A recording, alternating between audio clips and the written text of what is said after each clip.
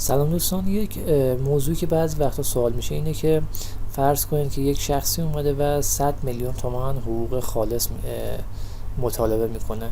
اون مبلغ حقوق ناخالص اون چقدر باید باشه که پس از کسر کسورات و اضافه شدن اضافات برسیم به اون حقوق خالص دریافتی اون فرد. خب باید حقوق ناخالصی باشه که به اضافه حالا اون مزایا، به فرض که من 2 تا فرزندم در نظر گرفتم، با رعایت سقف حق بیمه تامین اجتماعی و کسر مالیات حقوق دقیقا برسیم به اون 100 میلیون تومان.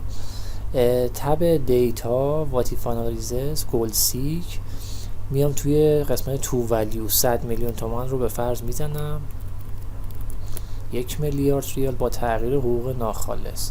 اوکی رو که بزنم محاسبات انجام میشه.